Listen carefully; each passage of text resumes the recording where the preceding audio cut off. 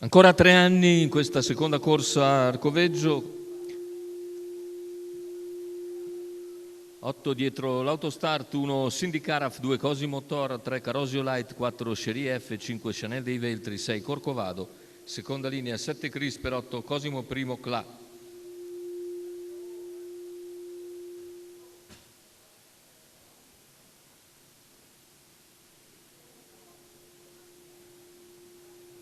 Macchina che sta per staccare, lo fa in questo momento, la velocità di Cherie F che però incontra l'opposizione di Cosimo Tor. Cosimo rientra a Cherie F che cercherà ora di ripiegare in seconda posizione, al largo c'è anche, sbaglia però Cosimo Tor all'attacco della piegata e così Cherie F si numero 2 Cosimo Tor squalificato, mentre parcheggia in terza posizione Chanel dei Veltri. Dopo che è rientrato Sindicaraf, quarta posizione per Carosio Light che lascia però la corda e anticipa Crisper che progredisce all'esterno. Carosio Light in progressione avanza, si porta a ridosso di Cherie F dopo 400 metri in 38, è seguito nell'azione da Chanel dei Veltri,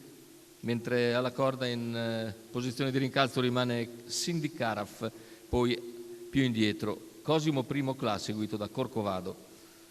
Intanto 46,2 per i 600 con Carosio Light che rimane a lato di Cherie F, i due alle prese con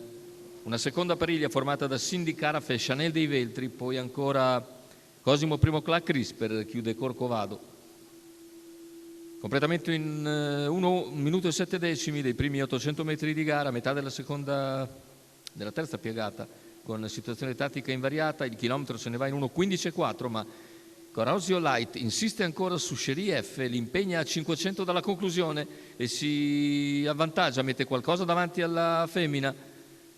Anche Chanel dei Veltri cerca di intervenire, 400 alla conclusione con parziale in 14,6. Carosio Light è passato in vantaggio, deve vedersela ora con Chanel dei Veltri mentre cala Cherie F, sposta anche Sindicaraf in anticipo su Cosimo I Cla.